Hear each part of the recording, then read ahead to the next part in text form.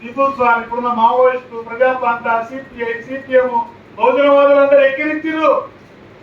వీరన్న కులవాది కులతత్వవాది కులంలో కొట్టుకోపోతుడు అని విప్లవ ద్రోహి. ఇది ఎవరు చెప్తున్నారు సోదరులు?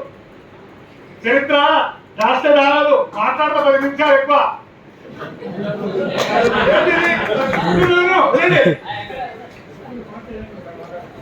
వీరన్న మీద కరపత్రం వేయించారు విప్లవ పార్టీలో.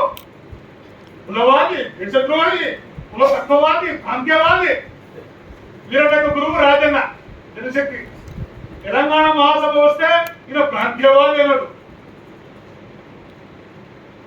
ఇదే పీపుల్స్ వారు ఇప్పుడున్న మావోయిస్ట్ పార్టీ వీరన్న తెలంగాణ వాదం తీసుకోవచ్చుడు తప్పన్నారు.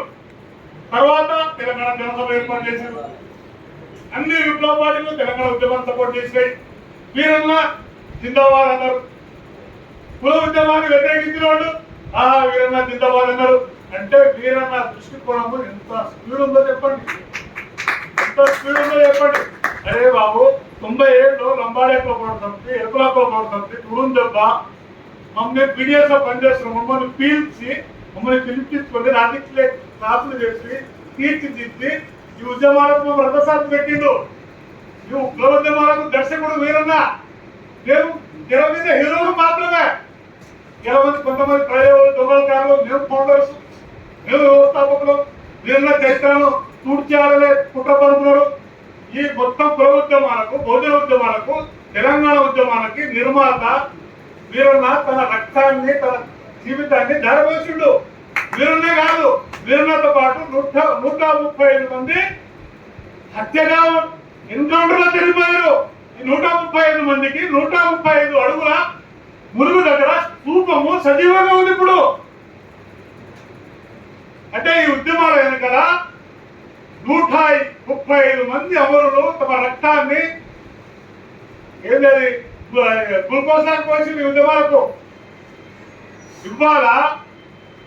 అదే ఏ పొలిటికల్ పార్టీ, ఏ ప్రజాస్వామ్యవాదులు, ఏ ప్రజా సంఘాలు ఎస్సీ ఎస్టీ సుప్రీంకోర్టు తీర్పు మీద ఎవరు మాట్లాడలేదు, నోరిప్పట్లేదు. అదే వీరన్న వారసులు ఇవాళ నోరిప్పిర్రు, మాట్లాడుతున్నారు. అద్భుతంగా ఈ సభలు జరుపుతా ఉన్నారు. ఇది చరిత్రలో ఉండిపోతుంది, చరిత్రలో ఉండిపోతుంది. ఏది ప్రజాస్వామ్యం అంటే ఏది? ఒక ఇంట్లో 5 కొడుకులు ఉంటే ఆ తండ్రులు ఆ ఊళ్ళో 10 మంది కూర్చుంటారు.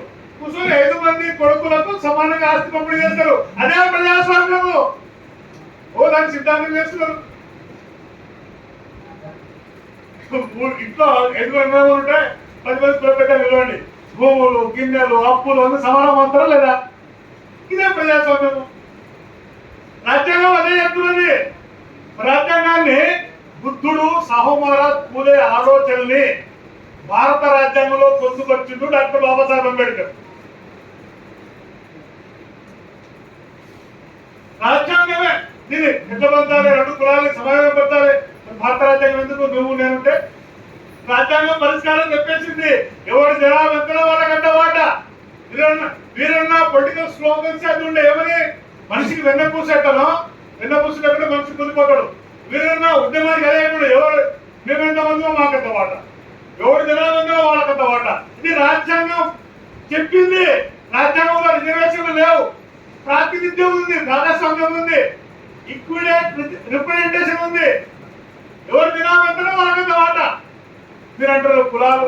అయ్యా 3000 సంవత్సరాల కింద కులాలు లేవు. ఈ దేశంలో మనం అందరం మూలవాసులనే. తర్వాత బుద్ధిస్టము.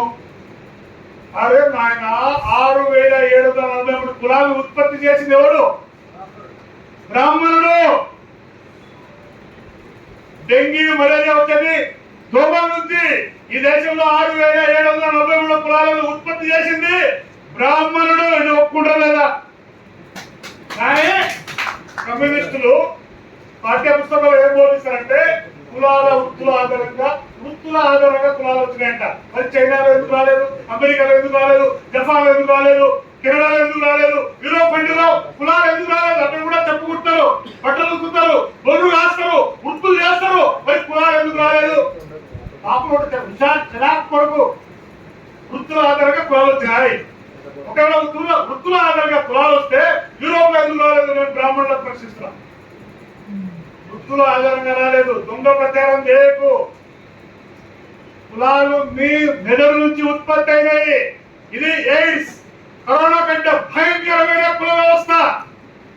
అందువల్ల పెరియార్ రామస్వామి ఏమన్నాడు? పెరియార్ నాగువాము ఒక బాబు అడ్డం వస్తే నాగువాములు చెప్పకండి, ఖండించకండి.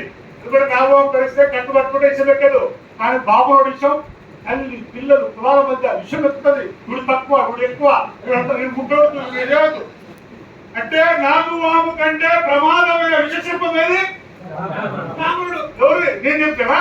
నేను యారు చెప్పిండు? జ్యోతిరావు పూలే అంటాడు, బాబురోడు గుడి కట్టాడు, పాము పుట్టలేదు. మహాత్మా జ్యోతిరావు పూలే బాబురోడు ఎట్టవచ్చుడు? విష సర్పంతో వచ్చుడు. రామంతో పుట్ట పాము చేయదు, చీమలే వేస్తాయి. కానీ పాము పోయి చీమలు తిని పుట్టలు ఆక్రమిస్తుంది. బాబురోడు గుడి కట్టాడు. ఎస్సీలు, ఎస్టీలు, బీసీలు రెండు వెలుగులు కట్టారు గుడిని. విగ్రహ ప్రాణ ప్రతిష్ట ద్వారా బాబురోడు గుడిని కట్టేస్తాడు. అంటే ఒక బాబు నుండి దేంట్లో పోతుండు? మహాత్మా జ్యోతిరావు పూలే విష సర్పంతో పోతుండు. మరి బ్రాహ్మణుడిని నేను బాబురోడు మంచి ఉంటారు కదా, విప్లవకారు ఉంటారు కదా, మంచి నాగుబాబు నువ్వు ఎట్లా బాబు ఉండదు. విషమే ఉంటది, విషమే ఉంటది. కుల వ్యవస్థని ఉత్పత్తి చేసింది, పెంచి పోషించింది బ్రాహ్మణులు. మరి ఎస్సీ ఎస్టీ బీసీల మనువాదం ఉంది కదా, ఫాలోవర్స్, నో ప్రొడ్యూసర్. అదే అంబేద్కర్ పూలే అర్థం కాలేదు మనోడకు. ఆ ఎస్సీ ఎస్టీ బీసీలు కూడా మనువాదం. మనువాదం అంటే ఏంది? 6000 నిచ్చబెట్ట కుల వ్యవస్థ మనువాదం, లేదా అదేంటి బ్రాహ్మణికం మనువాదం అంటారు. ఇదేగా మనువాదం. అరే నాయన, ఎస్సీలో 59 కులాలు ఉన్నాయి. లెక్కలకి ఒక మాదిరి ఇంట్లో రానియాడు. ఇద్దరు అంటారు అనుకోవాలి. మాలో మాదిగా ఇంట్లో రానియారు. జంతువుల్ని లంబాడి ఇంకొకరు పొత్తు లేదు. బాబాసాహెబ్ అంబేద్కర్ ఎంత గొప్ప పని చేసిందంటే, బాపురోడు 3000 సంవత్సరాల కింద ఎస్సీలలో దేశంలో ఎన్ని కులాలు ఉన్నాయి తెలుసా మీకు? 1800 కులాలు ఉన్నాయి. Mandal commission data. బీసీలలో 3000 కులాలు, ఎస్టీలలో 700 జాతులు, 6700 ముక్కలు బాపురోడు చేస్తే బాబాసాహెబ్ అంబేద్కర్ కౌంటర్ చేసి ఏమని 1800 ఎస్సీ కులాలను ఎస్సీ అనే పేరు మీద షెడ్యూల్ పేరు ఒక్కటి చేసిండు. బ్రాహ్మణులకు విరుగుడు. 3000 కులాలని విభజిస్తే ఓబీసీని Babasaheb Ambedkar other backward class OBC ఒకే పేరు మీద ఐక్యం చేసిండు. 700 జాతుల్ని బాబాసాహెబ్ అంబేద్కర్ ఎస్టీ అనే పేరు ఇచ్చేసిండు. Schedule tribe. బాబురోడు 700 ముక్కలు చేస్తే బాబాసాహెబ్ అంబేద్కర్ ఎస్టీ పేరు మీద ఒక్కటి చేసిండు. ఈ దేశంలో కులాన్ని బట్టి విలువ, కులాన్ని బట్టి గౌరవం, కులాన్ని బట్టి భూమిలు. మానవాళులకు పొరబొక్కులు, మాన్యాలు, కొండగుండు పెట్టే భూములు, సోడు భూములు. బ్రాహ్మణులకు నేను రియల్ ఎస్టేట్ వ్యాపారం 12 ఏళ్ళు వేరే పార్టీలో పనిచేసిన, 10 ఏళ్ళు కాంగ్రెస్ లో పనిచేసిన, డెప్యూటీస్ గా పనిచేసిన, సర్పంచ్ చేసిన. ఇప్పుడు 10 ఏళ్ళ నుంచి నేను బాంషెట్ లో పనిచేస్తున్నా, బహుజన ముక్తి పార్టీలో పనిచేస్తున్నా. నా గురువు వీరన్న, ఆ తర్వాత వామన వేసరా బాంషం నేషనల్ ప్రెసిడెంట్. నాకు రాజకీయ గురువు వీరన్న బీసీ, ఆ తర్వాత షెడ్యూల్ క్యాస్ట్ మహార్ వామన్ మేశ్రామ్, ఇప్పుడు బాంషెట్ జాతీయ అధ్యక్షుడు. నిరంతరం నేను ప్రభాకర్ ఇదే పనిలో ఉన్నాము. బ్రాహ్మణులు ఈ దేశంలో 3%. బీసీలు మొత్తం 140 కోట్ల జనాభా ఉంటే 140 కోట్ల జనాభా దేశం జనాభా ఉంటే 3 కోట్లు మాత్రమే బ్రాహ్మణులు. బీసీలు 60 కోట్లు, ఎస్టీలు 10 కోట్లు, ఎస్సీలు 20 కోట్లు, బ్రాహ్మణులు 3 కోట్లు, 3 కోట్లు. జడ్జిలు మన సుప్రీంకోర్టు జడ్జిలు 7, 6 జడ్జిలు బ్రాహ్మణులే. 3%. ఎవరు తీర్పించారు? ఓకే, ఎస్టీలో ఏబిసిడి వర్గీకరణ రాజ్యాంగం ఎప్పుడో చెప్పింది. 30 ఏళ్ల కిందనే పార్లమెంటు వర్గీకరణ పార్లమెంట్ బిల్లు తీసుకురావాలి. ఇప్పుడు ఎందుకు సుప్రీంకోర్టు తీర్పించింది? 30 ఏళ్ల కిందనే రాజ్యాంగ స్ఫూర్తికు అనుకూలమైన డిమాండ్ అది. రాజ్యాంగం చెప్తుంది ఎవరికి రాబోతుందో వాళ్ళకి వాటా ఇవ్వమని. 30 ఏళ్ల కిందనే ఎస్టీ ఎస్సీలది వర్గీకరణ పార్లమెంట్ బిల్లు తీసుకొచ్చి అమలు చేయాలి. 30 ఏళ్ళు ఎందుకు నిలబెట్టిండు? కొట్టుకోవాలి. మానవాళి వాళ్ళు కొట్టుకోవాలి, లంబాడలు, గొండోలు, కోయలు కొట్టుకోవాలి. ఒక్కటైతే మా కుర్చీ కథం. ఇప్పుడు సుప్రీంకోర్టు ఎందుకు దిగింది? ప్రజాస్వామ్యంలో సుప్రీంకోర్టు పార్లమెంటా? ప్రజాస్వామ్యంలో సుప్రీం పార్లమెంట్ సుప్రీంకోర్టు కాదు, పార్లమెంట్ లో బిల్లు వస్తే దాన్ని అమలవుతుందా లేదా కోర్టుకు పోతే అమలు చేయాలని చెప్పేదే సుప్రీంకోర్టు. ఇప్పుడు ఏపీసీడీ చేయాలని సుప్రీంకోర్టు చెప్తుందా? పార్లమెంట్ లో మీరు బిల్లు ఆమోదం చేయరా? 30 ఏళ్ల నుంచి నష్టం చేసిరు, డిలే చేసిరు, మరి ఇప్పుడు రాష్ట్ర ప్రభుత్వంగా దొబ్బేస్తురా. ఇప్పుడు ఎందుకు చేసి పిలుపు అంటే పార్లమెంట్ బిల్లు పెట్టి ఆమోదించి అమలు చేస్తే సెంట్రల్ చేయొచ్చు, బీజేపీ చేయొచ్చు. ఎవడు వ్యతిరేకమవుతావు భయం. రాష్ట్ర ప్రభుత్వంగా నెట్టేద్దాం. తెలంగాణ ఆంధ్రలో మా పార్టీ లేదు, పవర్ లో బీజేపీ. కాంగ్రెస్ బిడకు గంట కట్టేద్దాం. బీజేపీ తప్పించుకున్నాం. ఇది ఒక ఎత్తు కూడా. రెండో ఎత్తు కూడా ఏంది? మహిళా బిల్లు వచ్చింది మన కరోనా సమయంలో, 33% మహిళా బిల్లు.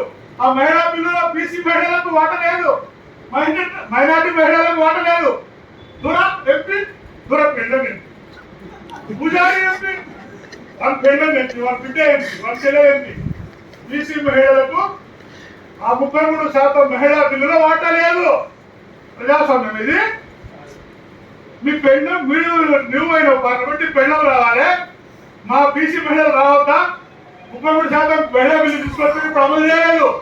దేశంలో మహిళా బీసీలకు వాటా కావాలని ఒక చర్చ నడుస్తుంది. రెండవ చర్చ బీసీల జనగణన చేయండి. పులుల లెక్కలు ఉన్నాయి, కుక్కల లెక్కలు ఉన్నాయి, పశువుల లెక్కలు ఉన్నాయి. అరే చాపలు ఎంతమంది, మమ్మలు ఎంతమంది, గౌండ్లు ఎంతమంది, ముద్రాజులు ఎంతమంది, కురువులు ఎంతమంది, లెక్కలు కావాలని దేశంలో మహా ఉద్యమం వస్తుంది. ఈ బీసీ ఉద్యమాన్ని, మహిళా ఉద్యమాన్ని పక్కదారి పట్టించడానికి చేసినప్పుడు నాకు అనుమానం అయినా